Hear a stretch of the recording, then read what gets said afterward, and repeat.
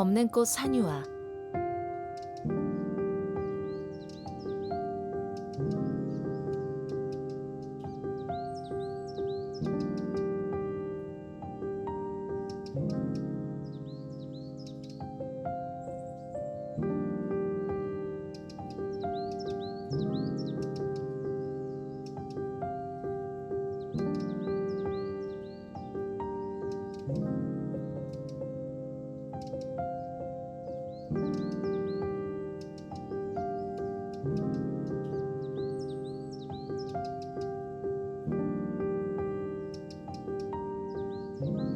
니체 비극의 탄생?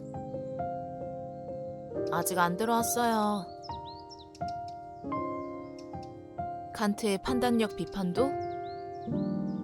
아저씨와 같은 건물에서 지내는 게 비극의 탄생이고 저한테 치근대는 판단력을 비판해보세요.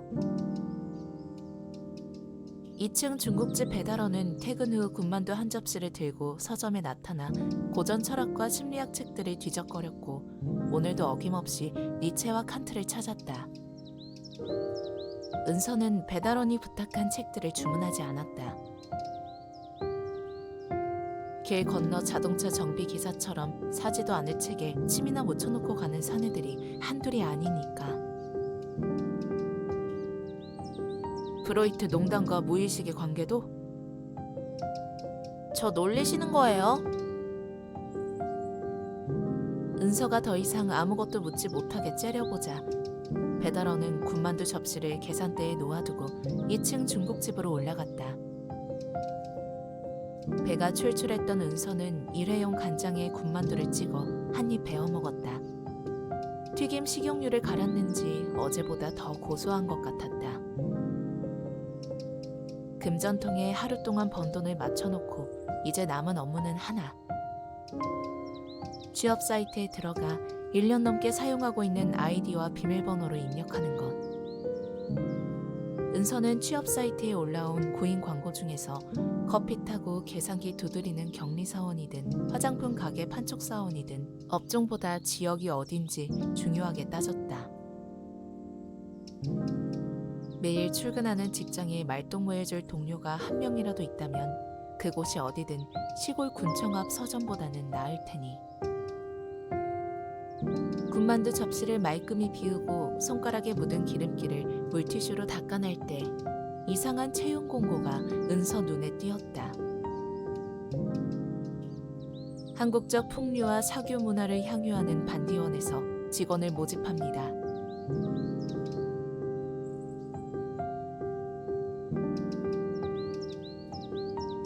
해운대 치과에 근무하는 간호사 둘은 숙취 해소 드링크를 마시며 하루 일과를 시작했다.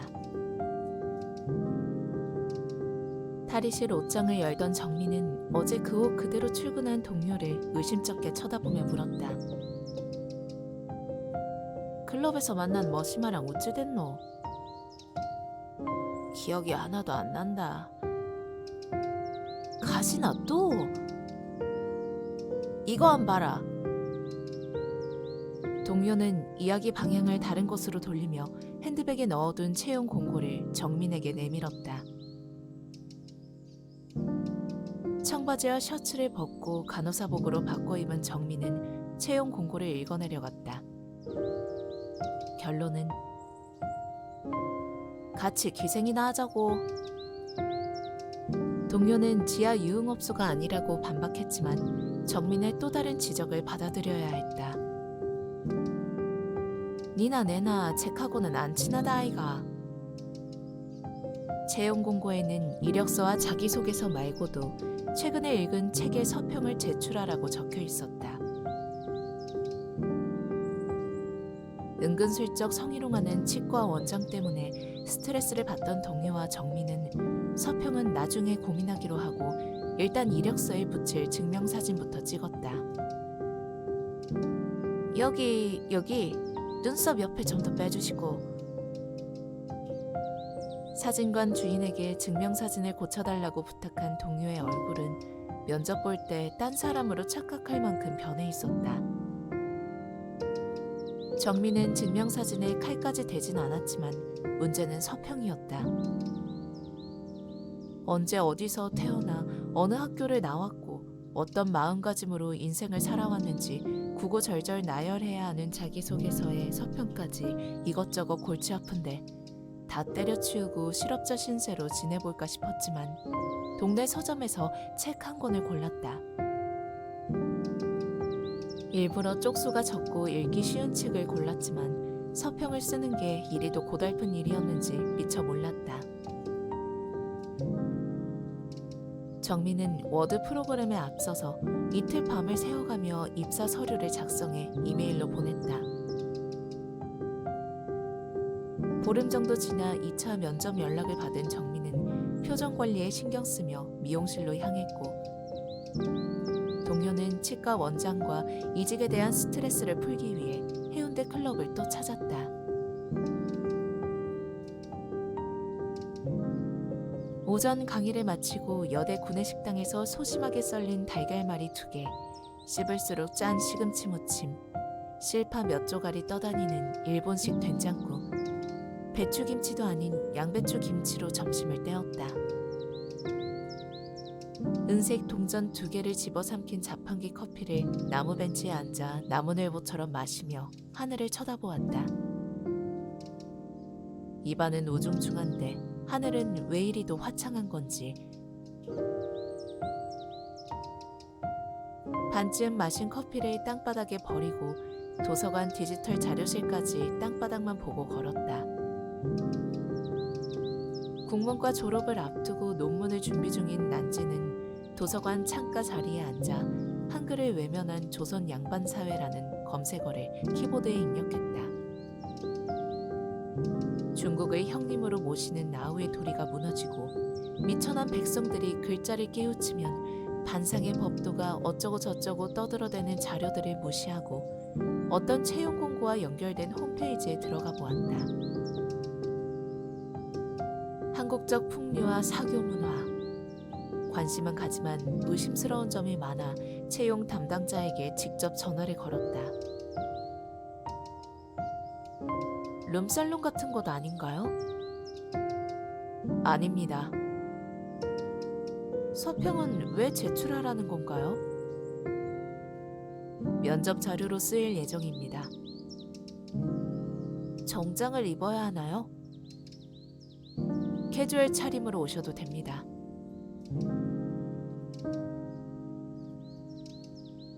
가방을 챙겨 도서관에 나온 난지는 휴학 중인 연극반 동아리 혜영 언니를 찾았다. 대학로 소극장 무대에 간간히 오르며 근처 와인바에서 아르바이트를 하고 있는 혜영은 난지의 여중, 여고 선배이기도 했다. 와인바를 찾는 손님 중에는 입속에 혀를 요리조리 굴려가며 와인을 고상하게 마시기도 했지만 난지는 소주처럼 단번에 삼켰다. 난지의 빈 잔에 와인을 채워준 혜영은 도서관에서 출력된 종이를 돌려주며 물었다. 술집 다니게? 언니, 와인바도 술집이잖아. 손님 옆에 앉지는 않아. 혜영이 난지를 밉지 않게 흘겨보았다.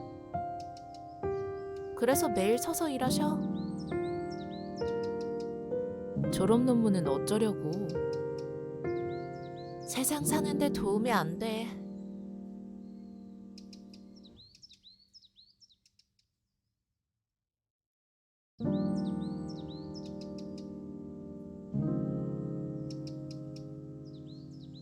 설거지를 하며 끼고 있던 장갑은 고무 재질에 아무런 장식이 없지만 파티 장갑은 실크 원단에 장미 무늬가 수놓아져 있었다. 무늬가 단조로우면 장갑을 만드는 작업 시간도 짧게 걸리지만 설아는 상상 속 이미지로 장미 잎사귀와 가시까지 촘촘히 수놓았다. 꽃이 고정적인 이미지에 갇히는 건 향기롭지 못한 일이고 어디서 피어나도 자기를 지킬 방법 하나쯤은 지니고 있어야 하니까. 장미의 가시를 재봉틀이 아닌 바느질로 수놓던 설아는 엄지와 인지에 낀 골무를 빼내고 파티 장갑을 물끄러미 내려다보았다. 누군가에겐 화려함을 뽐내는 데 쓰이고 또 누군가에겐 살갗을 보호하는 데 쓰이는 장갑을 양면적이라고 할 수 있을까? 꽃이 아닌 사람과 바늘이 만들어낸 양면성을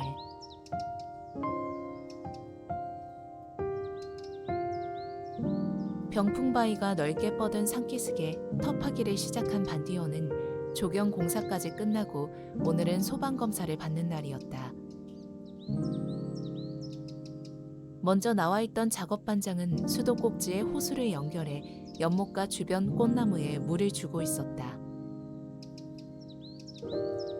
화물 트럭에서 내린 꽃나무를 옮겨 심을 땐 뿌리를 잘 내릴 수 있을지 걱정스러웠지만 열흘 정도 지나며 줄기와 잎사귀에 차츰 생기가 감돌았다. 동하는 조경석 사이로 흘러나오는 물줄기를 피해가며 작업반장에게 다가섰다. 소방검사 몇 시에 나오나요? 오후 3시쯤 올 거예요. 이번엔 검사 필증 내줄까요? 규정대로 다 하면 뭐합니까? 또 작정하고 올 텐데요. 작업반장이 물을 많이 줘서 뿌리가 흔들리는 꽃나무를 발끝으로 꾹꾹 눌러주었다. 다른 데는 이렇게 심하지 않던데. 담당을 잘못 만난 것 같은데 구두 교환권이라도 줘볼까요? 교환권이요? 맨입으론 오늘도 힘들지 싶어요. 꽃나무에 물을 주고 조경석에 묻은 흙먼지까지 씻어낸 작업반장은 호수 방향을 주차장 쪽으로 돌렸다. 호수 끝부분을 눌러 물줄기를 세게 했지만 주차장 바닥에 낀 흙먼지는 쉽게 떨어져 나가지 않았다. 빗자루로 쓸고 삽으로 긁어도 별 소용이 없었다. 작업반장은 이래선 시간이 오래 걸리겠다 싶어 일반 호수보다 훨씬 굵은 소방 호수를 끌고 와 청동고리에 고압 분사기를 연결하자 물줄기가 콸콸 소리를 내며 뿜어져 나왔다.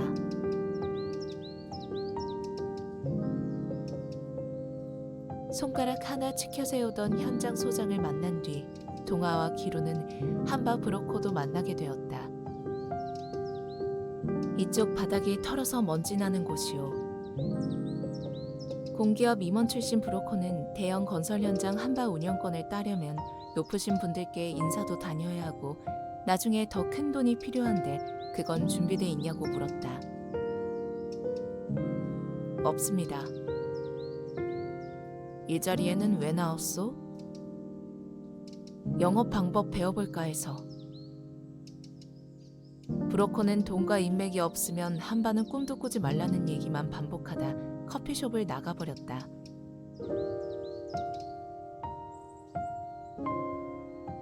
홍보 전단지와 구형 코란도에 기름 넣을 돈마저 떨어져 갈 즈음 Y건설 본사에서 노동조합 사무국장과 미팅이 있었다. 투명 경영 쟁취, 쟁의 구호가 적힌 붉은색 머리띠를 두르고 회사 사정을 얘기하는 사무국장의 목소리가 무거웠다. 요즘 저희 회사 한바 비리 사건으로 9시 뉴스에 자주 나오는데 보셨나요? 검찰에서 수사받던 회장은 불구속 기소되고 회사는 법정 관리에 들어갔습니다. 덕분에 직원들 월급 삭감되고 볼펜 한 자루 사는 것도 은행의 허락을 받아야 돼요. 하청업체들 겁박하고 회사 공금에 은행 대출까지 비자금으로 빼돌린 건 회장인데 뒷감당은 직원들 몫이 됐죠. 조만간 한바 비리로 뉴스에 나올 회사가 몇 군데 더 될 겁니다. 미팅 말미에 사무국장은 식판 얘기를 꺼냈다. 먼지 나는 공사장이든 어디든 부자들은 식판을 사용하지 않는다고. 식판에 담긴 음식이 부실하면 먹는 사람은 먹을수록 가난해지는 기분이 든다고.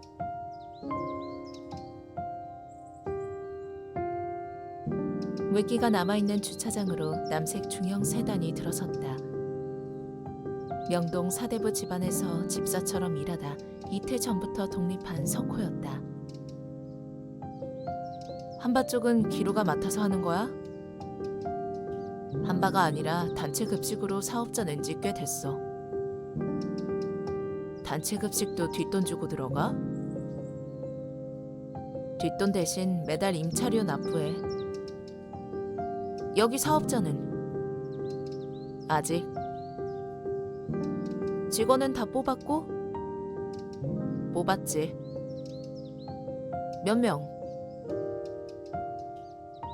석호가 연못과 조경석 사이에 심어진 꽃나무들을 보며 동화에게 물었다. 12명. 꽃밭에서 사시겠네. 겉멋으로 하는 거 아니야. 손님 예약은 받았어? 손님 받으려면 사업자를 내야 되는데 소방 검사가 안 떨어져. 동아가 골치 아픈 일이 한두 가지가 아니라는 표정으로 말했다. 그건 양말값 좀 찔러주면 해결될 거고 문 열고 손님이 없으면 어떡해. 예약을 받긴 받아야 되는데. 내가 도와줄까? 어떻게? 명동에서 일하다 보면 다양한 계층의 사람을 만나게 되고 사업을 하든 정치를 하든 관계가 중요한 사람들은 특별한 일이 없어도 식사나 술자리를 가지며 훗날을 관리하는 게 몸에 배어 있었다. 석호는 양복 안주머니에서 주요 고객 명단이 적혀있는 가죽 수첩을 꺼내 손바닥에 툭툭 쳐보였다. 이 사람들한테 연락 돌려볼까 생각 중이다. 빨리 돌려. 조건이 하나 있어. 뭔데? 워크숍 언제 가?